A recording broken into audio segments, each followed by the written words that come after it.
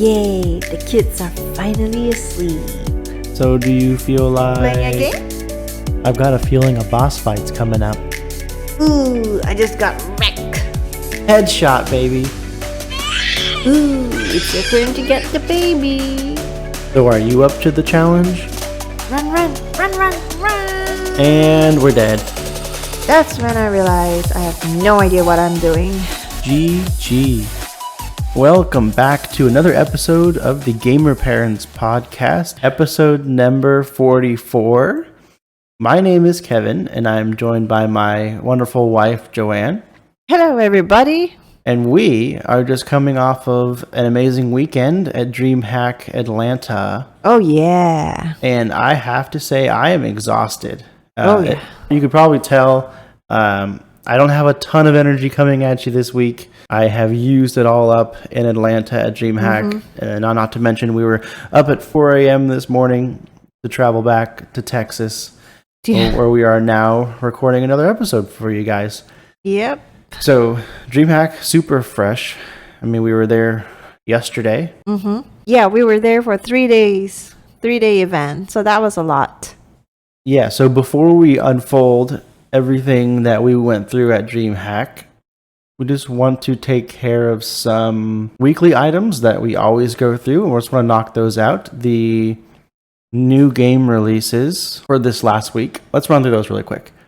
Okay. So, we have Evil came out on PS5 and PS4, which was a game that we reviewed not too long ago. Yes, and that I'm still currently playing. Yeah, you're still playing it. It's, and then now we have this influx of PlayStation players joining the fold. Yep. Fresh meat, as you call them. Yes. Who don't really know how to play the game yet. Easy pickings. Next, we have Floodland on PC. We have Pentiment on Xbox Series X and S, Xbox One, and PC. Smurfs Kart on Switch. I feel like they're copying Mario Kart with something there. Somerville on Xbox Series X and S, Xbox One, and PC. Teenage Mutant Ninja Turtles Shredder's Revenge on PS5.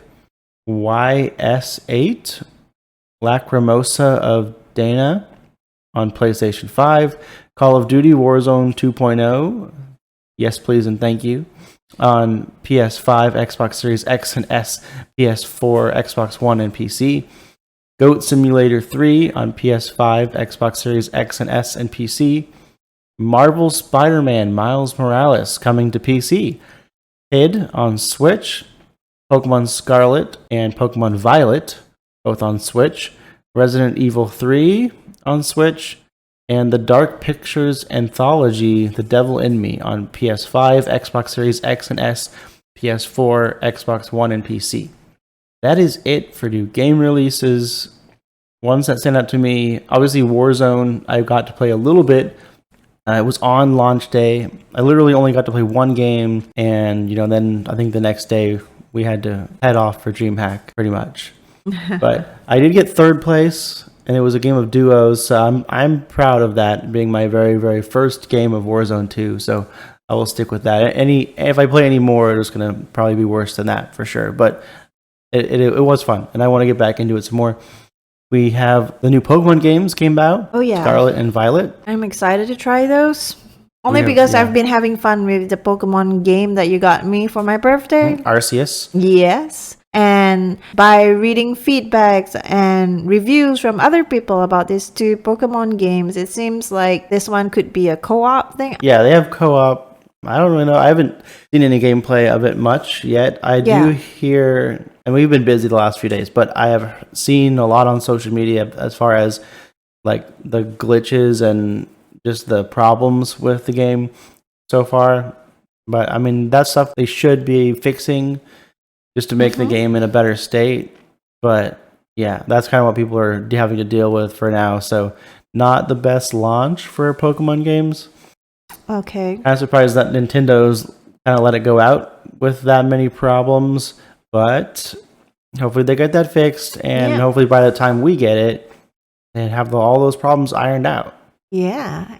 That's true. And I really like the fact that we have a Switch right now. So even though we were away from home, we could still have some fun at the hotel playing our Switch and We did, and even in the airplane. So yeah, and pretty much the whole time we were playing Pokemon Arceus. So I did play Mario Party though. a little bit, yeah, like on the plane ride On there the plane, yeah. once, but then the rest of the time was all Pokemon. Which Yeah. was fun, and I mean, and we even brought the console port, so Yeah. we could just like hook it up to the TV super easily, super lightweight, easy to travel with. You know, I mean, Why didn't we think of this sooner? yeah, so it was a good idea. I think that was a great pick for us, especially when we have traveling days like that. Anywho's.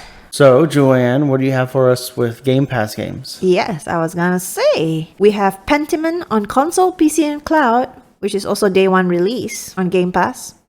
And Somerville on console and PC. Also, day one release on Game Pass. Exactly.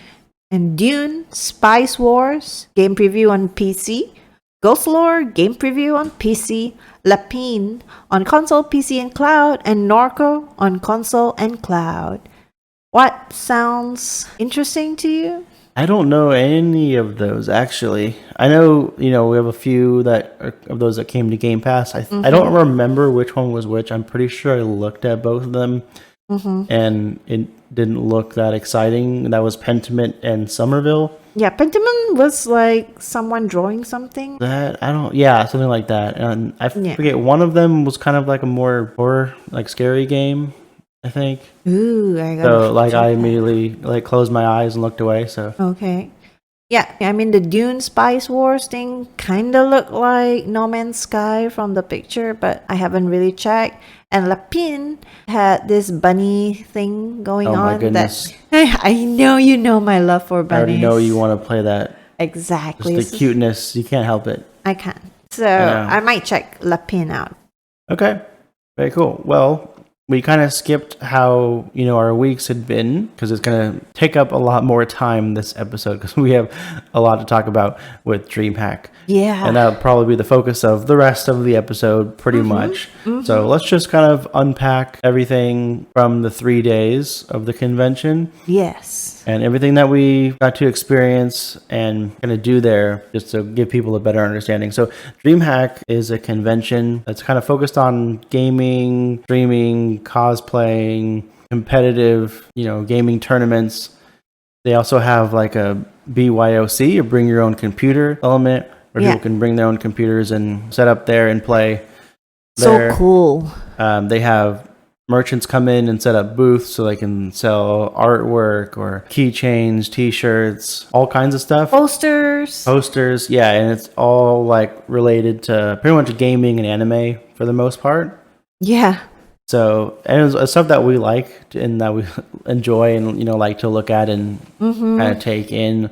They also have like a section for cosplayers, kind of similar setup where everybody had different booths, and then every day they'd come wearing something different. You could go, you know, talk with them about their characters that they're dressed up as, or, you know, they'd have pictures out of other cosplay costumes that they've done, you know, that for purchase as well to help kind of support them and what they're doing. And you know, there's some that were dressed up as like Mortal Kombat characters, some characters from Genshin Impact, Final Fantasy. We saw a lot like that. These were just like the ones that had their own booths, and you could go and like really just talk with them and hang out. Right, like that was cool. Like we got to go hang out with Cloud from Final Fantasy VII for a while. Right, like that's cool. Yeah, that was really Buster cool. Sword and everything. Kind of like a meet and greet kind of thing, right? Yeah, it was cool. I mean, that was our like first convention and really first chance to, you know, talk with people who know anything about cosplay. Or at least for me, it was. Have you ever been to anything like this? No, I've never been. I've always seen like people cosplay in Harajuku when I was in Japan and stuff like that, but I've never actually like had a place where I could just walk up to them and meet and greet, you know, and take pictures and buy their Yeah, merch. we got a lot of pictures. Oh yeah. Yeah. Yep. Every And- time it would be like, oh, we want to purchase like some of their prints, and then it'd be like, and give us a picture. Like, let's take a picture together. So Joanne got plenty of pictures with pretty much like every cosplayer there, right? I think you did pretty much. Maybe, yeah, I guess so. But those were the guest cosplayers, and then there were also like cosplayers who were there for the competition, and that was really cool to see. So they don't have booths or whatsoever, but we saw them in the competition, and they look really good. Like you can tell there's a lot of hours, even days and months that are put into making their costumes. It's not just a buy from Amazon kind of thing. It was Yeah, you don't very get this detailed. from Spirit, the Halloween store. Like, Yeah, exactly. It was very like original form of art, a unique form of art that they did themselves and yeah. build it according to mean- the characters. And in the cosplay contest, Yeah. they had it separated into 3 different categories, right? Between Yes. like novice, artisan, I think so. And expert? And expert. Yeah. right? So if you were a beginner cosplayer, you'd be in the novice group, and then artisan, and then expert, and so on. So, Yeah. and you could really tell the difference. Like some of the big, novice ones versus the expert ones. There were still some really good novice ones, and artisan, really all the way up. And we had a huge variety between the different characters. We had someone from Elden Ring, Oh, yeah. Warhammer 40K, quite a few characters from League of Legends. Yeah, I was going to say League of Legends. Fire Emblem, Genshin Impact. Yeah, and many more. Even Mario. Yeah, I mean, a lot of them that I don't even know. Like they're games I had never played or characters or I didn't remember. We've never watched. Yeah, or animes we never watched, but it was still really cool just to see their costumes. And sometimes it was like, oh wow, that character looks really cool. Maybe I need to play that game. Yeah. Or That's watch true. that anime or something. I was pretty excited for the Among Us costume though. Yes, we saw somebody wearing an Among Us costume. Yeah, like walking around looking so innocent, and I went and posed with him, and next thing I know, in the picture there was like that knife, He the pulled out butcher like knife. a cleaver. Yeah. Yeah, so funny. He was about to take you out. It was I red, know. by the way. If you It never was hear from red. us again, it was red. Red sus. Oh, and we also did get to see Tiger Lily build the knife. Lucina sword, not knife, sorry. Big knife. A big knife. A sword. A big sword. Yeah. So there's a cosplayer known as Tiger Lily Yeah. who was there doing like a speed build Oh, yeah. for cosplay. So she was really making this sword, this cosplay Giant sword, right in sword. front of everyone, right? And on Yeah. stream too. So Yeah. if you want to check out, you can actually see that there in the stream. Yes, and it's just special to me because I've never seen like someone build it from scratch in front of me. I mean, like on YouTube, heck, there's a lot of videos like that, but to see it in person was very, very personable, like Yeah, and I think it pretty much took her and her team. There was like Yeah. at least 3 or 4 of them, like pretty much the entire weekend, like three full days Yeah. of the convention. and she did say it would have been faster, like according to her plan if she was just focused on it, but she was also, Yeah, you have meet and people like greet, constantly coming up to her and asking her questions and wanting to see what she's doing. Me and being it's one like of hard to them. just like focus in on your project. I know, I went up Yeah, there you like you were part of the problem. I had Just to saying. check on her and her progress and everything every couple hours, so it was Yeah. definitely part of her problem. But it was cool. That was unique, like especially from the cosplay side of things, of getting to see somebody actually working on a costume and then seeing how it looks at the end and how cool that all that was. And of course, you even got a picture with her Yep, and her Lucina. with her sword and everything Yep, in the full costume, in the pose and everything, right? So you weren't in that picture though, right? I wasn't in that picture. I Okay. was exhausted by then. Gotcha. Yeah, that one was just her. But that was cool. You got pictures of a lot of cosplayers and with a lot of cosplayers. So, which one was your favorite cosplay costume? I mean, I know they're all That's, cool, but probably the Elden Ring one, and I forget the name. I haven't played Elden Ring yet, so I forget the name of the character. I think it was one of the bosses from the game. yeah, the scary ones, right? Yeah, where he has like the long hair coming out of the metal helmet, and he has like 2 giant swords, in the full metal armor get up. Like it was really legit. It looked really cool, very real. Like, I mean, we didn't get like an up close look, which might change things. Like maybe you could tell you're kind of looking more up close. but like at least from a distance or medium distance away, like it would like look like something from someone's nightmare. Like Definitely. It everyone's reminded scary me of night. the Dark Souls character too. But Yeah. I mean, Elden Ring and Dark Souls almost similar anyways. Mm-hmm. And for what me, about your favorite? my favorite was the cosplay by Just Yellies, the one where she was dressed up as Scorpion. Someone from Monster Hunter? Yeah, but I mean, it was her, but I prefer her Scorpion costume. Okay. Yeah. Yeah, that one's really legit looking too. Yeah. And then it was also Sub-Zero in her pictures. Yep. That was A really lot, cool. a lot of Mortal Kombat. A lot of Mortal From her. Kombat. Yeah. Just a fan. So was I. I mean, it was a very nostalgic game for me growing up. Uh-huh. But if you think that Dreamhack is all about cosplays, you're wrong, because there's also places where you get to learn about stuff, which is mainly at the panel. Yeah.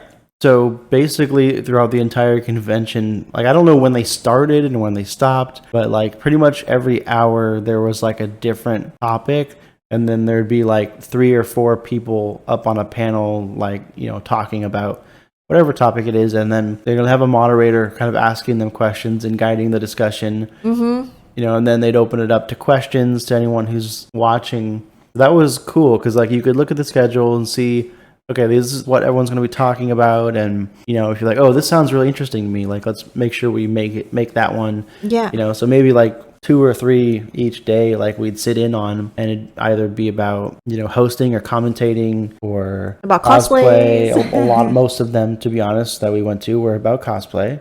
There's even one about like kids in esports. So I think it's like for parents who have kids that are involved in esports, Oh, yeah. and like how to handle that and how to help and Mm-hmm. what you need to know. Yeah. That was, I don't think we really caught much of that, but that was interesting. Yeah. But they had that. Yeah, panels on all kinds of different topics. They also had a spot for content creators and like streamers. Yes. So they had like 4 or 5 different like streamer stations, Mm-hmm. and it was like multiple times throughout the day they would bring in a new streamer to like, you know, be able to use that station, and they'd stream, and you'd kind of see the stream on the TV behind them.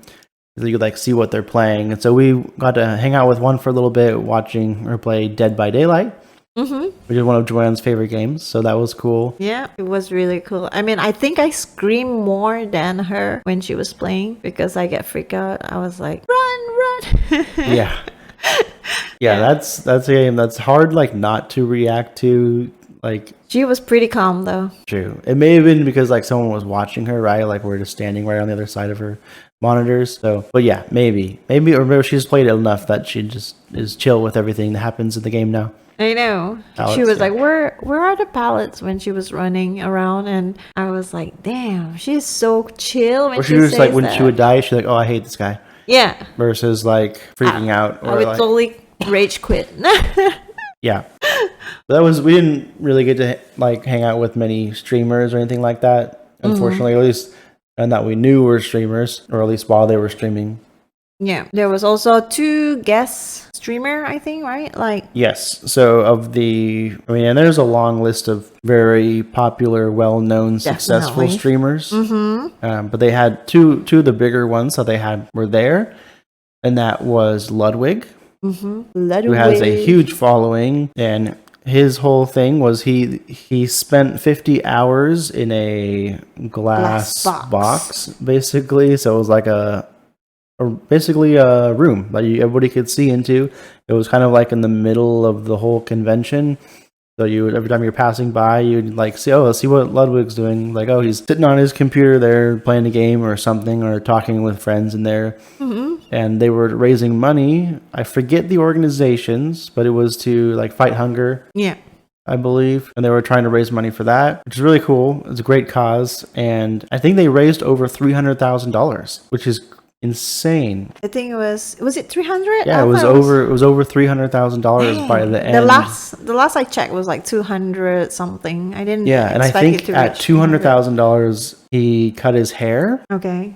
right? And it was a bowl cut. Yeah. We didn't miss the actual like hair cutting, but it was cool to like see. Oh, at the very beginning, you know, and then we were there actually when he hit that $200,000 mark. We missed the haircut, but then we got to see him later, and we're like, oh, this is his new hair, nice. Yeah. You know, so we got to like see what he was doing every once in a while. They also had Dr. Lupo there at the convention. He didn't have quite as big of a thing going on with the being in a glass box for 50 hours, but he was there for meet and greets, you know, and talked with fans who wanted to come see him, and I think he even played games with some fans too, from what I saw. He did. Yeah, which was cool. Which I'm not really a big Dr. Lupo follower, but I know he's a big streamer, and a lot of people like him, and would probably think that's really cool to go hang out with him. What else did they have? I enjoyed playing the Rushdown Revolt with you. Okay. Yeah, so let's talk about that. So they had a station there dedicated to Rushdown Revolt, which is a Smash-like game. Very Smash-like. Yeah, it kind of seems like they're just taking a lot of stuff from Super Smash Brothers, which, I mean, is okay. It's hard to kind of beat Super Smash Brothers. But there's not very many characters. I think it's still relatively new. There was like maybe 10 characters you can pick from. You know, it's Smash-like, so it's, you know, platforms you jump around on and do different attacks and you try and knock each other out. Yeah. And it didn't really feel like as smooth to me. And I don't think you've played much Super Smash Brothers, right? No. Like Super Smash Brothers feels very fluid to me.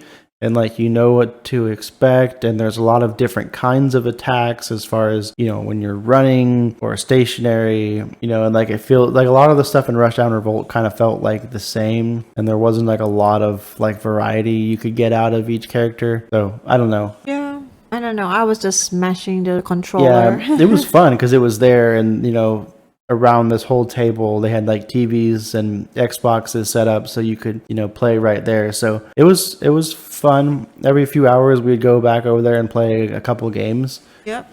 You know, by the end of it we were getting pretty good figuring stuff out. Yeah, by the end of it I was wrecking you. You did beat me one game at the end, that one where I let you beat me. Yes. What? I do. It's not one. I do remember that. I'm pretty sure it's more than one. Okay, to be fair, the first day or even first 2 days we were there was a lot of you walking off the edge because you thought you were a different character. That was funny as hell. Or yeah, you just like would try and attack me and just like fly off the edge, and then because I thought I was able to you. get back up. Yeah, I know, that was funny. So you improved a lot. You definitely get the award for most improved in that game. Aww. By the end of the weekend. So, and it's free to play on Steam. Yep.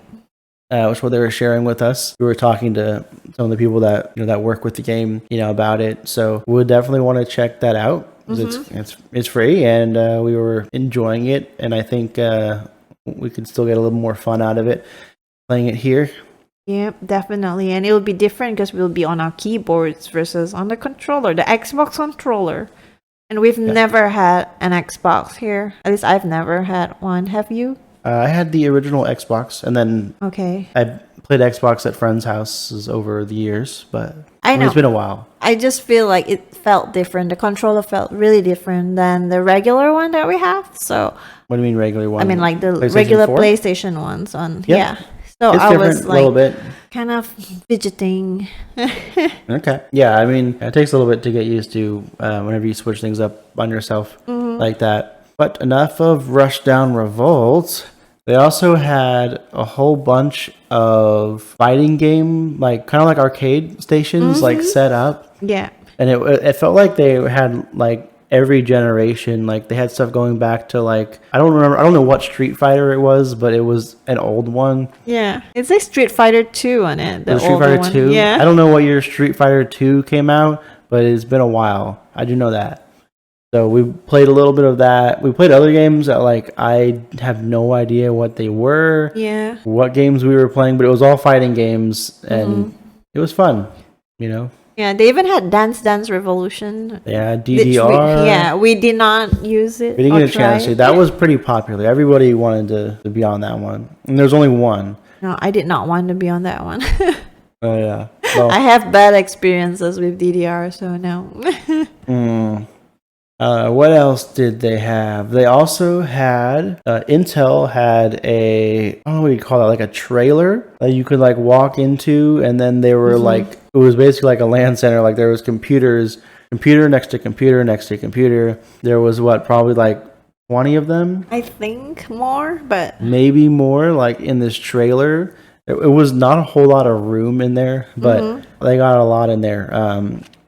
With PCs that were set up, and you could just pretty much just walk in, sit down, and game. And they had, I think it was limited to like 30 minutes or something like that. You were supposed to like be in there if there's a line, so it kind of keep people rotating in and out. And they had games in there like Apex and Vampires Blood Hunt. Yep. I think that's the one that we were playing some. They probably had like 10 other games in there as well. I think they even had Elden Ring. Was it also installed on all of them? Yes, actually, yes. I saw Elden Ring there, but I didn't want to. We didn't jump into it. I feel like that's not a game I want to start on like a 30-minute timeline. Yeah, I feel like I feel like I would just get sucked into it and not want to like stop. So we played a different game, which was fun. It's also free to play, I believe. Was that on Steam? Yes. Okay. I think that's all. Yeah, I think everything that they had there was just on Steam. Okay. But it was cool. It got pretty busy there at some times, especially like on Saturday, which seemed to be the busiest day. But I mean, Friday we got to go hang out in there a little bit. I don't think we really went back to it, but it was cool that they had that, and it was, a cool place to go hang out and kind of rotate around to. Yeah, it was. And I like that we went on a less busy day. What, Friday? Yeah. Yeah. We went when it wasn't that busy. We were like, I feel like we were like one or like two of like 4 people in there. Yeah. And then like the next day when we went and like, oh, let's go play it. And suddenly it was a super long line that went like all around. So I'm like, nope. Yeah. First, I don't like that, like when you're in there with a whole bunch of people, then it will be like so cramped. I'll get like super claustrophobic or something, like. Sure. So, although I feel like you put a headset on, you look at the monitor, you don't even realize what's going on around you. Maybe, yeah, true. I wouldn't even notice. Also, for spectators, they had tournaments going on like pretty much the entire 3 days. Between games, you had Super Smash Brother tournaments, StarCraft, Valorant, Tekken. Yeah. What else? Rocket League. Rocket League, yeah. I think they had a Fortnite tournament. Like had like pretty much every popular game out there. They had a tournament for, or at least it felt like almost. So pretty much like something for everybody to watch. And a lot of times, things were going on at the same time, so we kind of had to pick and choose if we wanted to, watch any of those things. So got to watch a little bit of Tekken. Got to watch a lot of Super Smash Brothers. Yes, which was fun. They even had a Rushdown Revolt tournament. I really enjoyed Valorant. Yeah, that one, like, I don't know. I just feel like the quality is not there. Maybe it's still too new. Hopefully they kind of fine-tune it a little bit. There was, like, some bugs in it still, right? Where, like, I didn't even realize that. Characters weren't behaving the way that they were supposed to at times, especially, like, when you set them to CPU. And then also, like, the team setup didn't really work. Like, you couldn't choose who was on whose team when you go to team matches. So, I don't know, there's just some stuff like that hopefully they improve on, but I'll definitely still want to check it out some more. And also, what else did we do this weekend? There's like this corner for indie game dev. Oh yeah. And I thought that was cool because then we get to try this game called Terracotta, which was pretty cool. It's like a puzzle game. Is that the like samurai one? You mean the terracottas? The soldiers, yeah. The name was after the terracotta soldiers. Oh, okay. That were found in China. So samurai? No, samurai is Japanese. Oh, okay. Well, it was a fun video game and I enjoyed it. Yeah, it was very puzzle. Gwen is schooling me right now. No, because I didn't know what to say. But anyways, that was one. And then you played another, right? Like next to the Forget Me I actually liked the other one, the puzzle one, more. That was interesting. Then I played a different one that they called it simplistic Dark Souls, or like, Dark Souls like. And I was like, okay, cool. I like Dark Souls. Maybe it's just like a easier, simpler version of Dark Souls. But you're literally playing as a triangle that moves around a 2D plane, and you attack other triangles. And I was like, okay, well, I could kind of see where they were going with Dark Souls-ish, because it was kind of challenging. Like you had to like dodge as much or more then you attack, and it was very difficult. Wait, was this game. part of the indie game? Yeah. I don't remember you playing that. But I remember like he was like, "Oh, you should check out this game. It's like Dark Souls." And then I remember when I started playing it, I was like, I don't know if I would say this is like Dark Souls. Okay. But I remember the one that I saw you play was like more like top down, almost. Yeah. But I mean, you move around as like a triangle or square, so I don't remember, some kind of shape. Oh, okay. Yeah, and then you do your attack, which like a sword comes out and like slices across the screen. But like that's it. How is that Dark I feel Souls? like if I had like watched somebody play it, I'd be like, nah, I'm good. I'll do something else. But then the guy was like, hey, it's like Dark Souls. I was like, oh, cool. I love Dark Souls. I know. And then I played this game for like 2 minutes, and I was like, okay, cool. Thank you. I'm gone.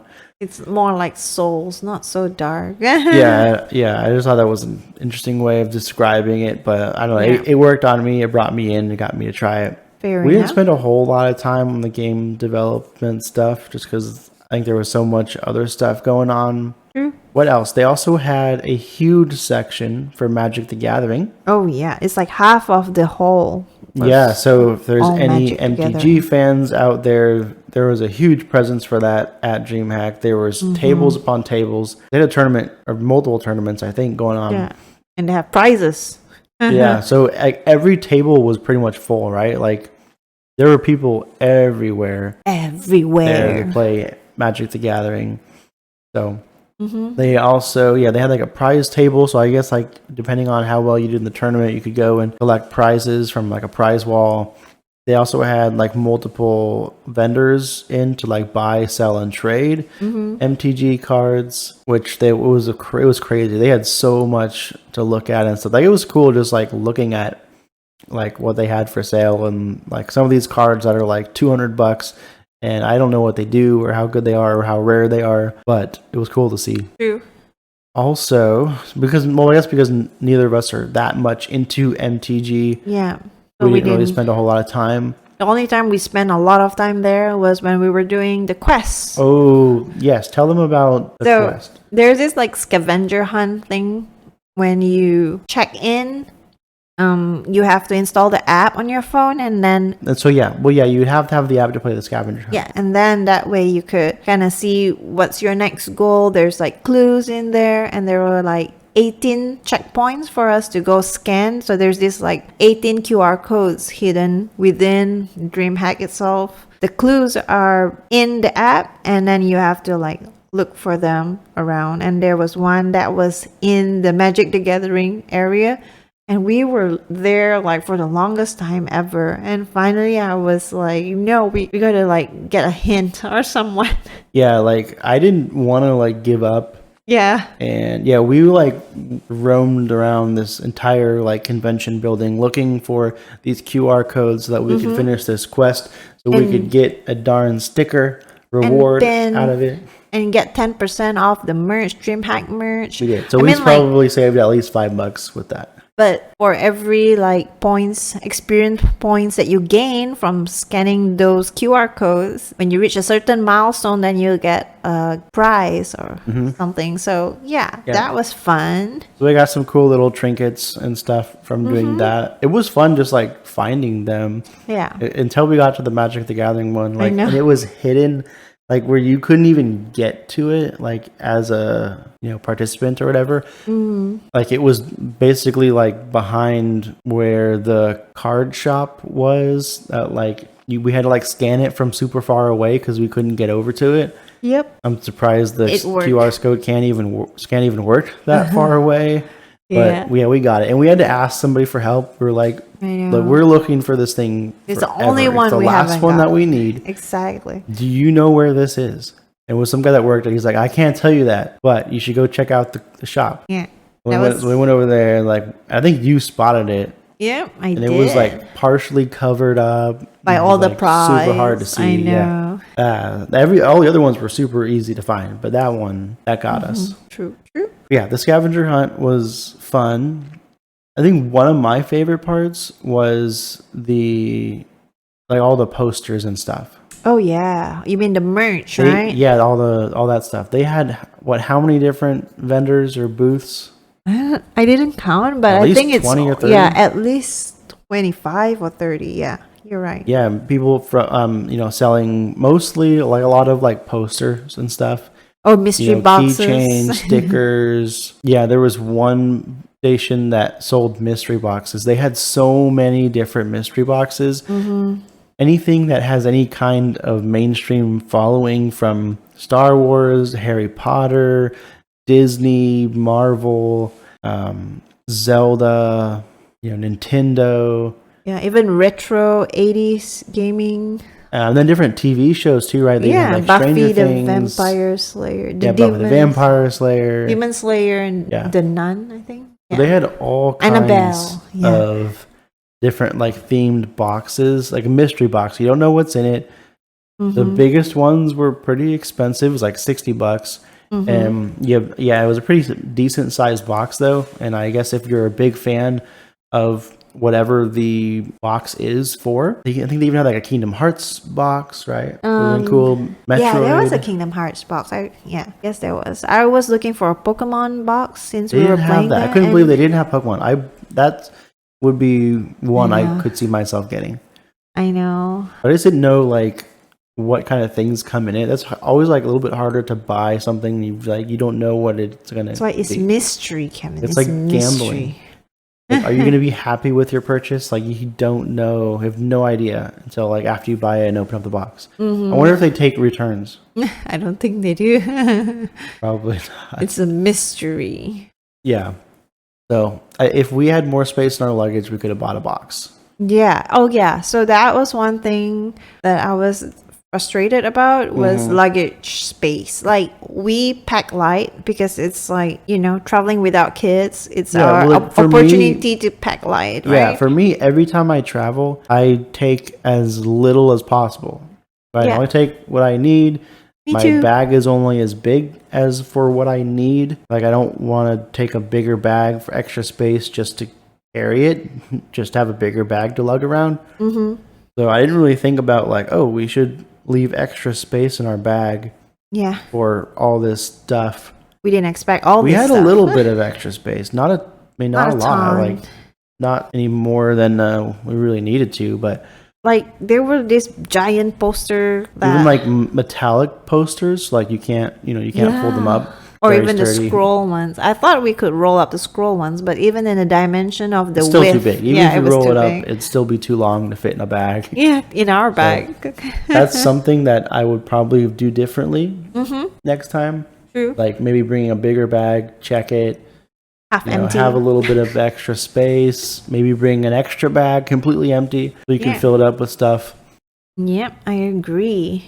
I mean that held us back a little. We still bought a decent amount of stuff between pictures and some posters kind of on the smaller side. Mm-hmm. And also we got a lot of stuff for free. I got a free t-shirt, plenty of free lanyards and stickers and keychains. Monster was there just handing out Monster energy drinks left and right. You just walk up and be like, oh, can I get this? And they just hand it to you. And you could come back couple hours later, get more if you wanted. I remember like the first day we were so hyped, like we drank like 2 Monsters at once, and that was like after coffee even before we got there, so we were like high on caffeine or something. Yeah, the first day was probably the worst in terms of that. We were just excited when the kids are not around. We were like, let's drink all of this. Let's go crazy. Yeah. I know, let's drink Monster. Yeah, but I guess that's about it, right? Like, I won't forget to add that there's this stall or this booth that sells RGB masks and RGB backpacks. Mm-hmm. I thought that was pretty cool. Yeah, the backpack one was really cool because it would switch from different things and it would all light. The back of it would all light up. Oh yeah, that'd be cool. Like walking around with that. Like definitely, you'd be the cool kid at school if you had that. I know. If Dylan was older and going to school, I would totally have him wear that. Yeah, and just a lot of the art that was there was really cool. We didn't really get to check it out much, but they had one of the artists there that draws for Magic the Gathering cards, and I saw some of the stuff there. It looked really cool. Like that's really cool. Like especially if you're a fan of the game. Yeah. And you like some of the cards that they've drawn, you get to come in and like talk to the guy who does the drawing for the cards. Like that'd be a pretty cool chance to ask some fun questions. Yep, definitely. I saw a lot of people buying up stuff, right? Things were selling out. People were supporting what they were seeing, wanting to take some of the stuff home. True. I do want to also note that on our stream, which is going to be tomorrow, day after recording, which is probably going to be the same day this ends up releasing. Yeah. Is on stream, we will be showing off what we got from the convention. So all the, stickers, keychains, posters, all the stuff that we got. Like a lot of it was given to us for free. And then a lot of it we also bought, and our wallets hate us for it. But it is still really cool stuff that we got. Yeah. So we want to kind of show off what we picked up out there and share it with people. And you can also check out the pictures on Instagram at gamer_parents_podcast. I am still posting some pictures. I have not completely posted every picture yet, but there will be more to come when this recording goes out. For sure. And that stream that I mentioned will be on Twitch. You can find us there. Yes, and we will be streaming Marvel's Avengers, right? Yeah, so after we kind of go through some of the stuff that we got from Dreamhack, we will be playing some Marvel Avengers. You can also find us over on Twitter at twitter.com/gamerparentspod. And if you could give us a like, follow, subscribe, whatever it is, wherever it is, we would definitely appreciate it. The best place to come and hang out with us would be over on our Discord channel. The link for that would be in the podcast episode description or in the video description if you're watching this over on YouTube. Definitely I want to invite you into our Discord and come say hi and come tell us about what games you're playing and why you like them, or maybe why you don't. Yes, please do. Also, this week is Thanksgiving week, so we want to wish all you listeners out there a very happy Thanksgiving. Yes, focus on what you're thankful for. Have a good Thanksgiving. Eat lots of pie and yummy food with your family and friends. And enjoy it, and come back to us next week. But that is all that we have for you this time. Yes. We will catch you in the next one. Bye.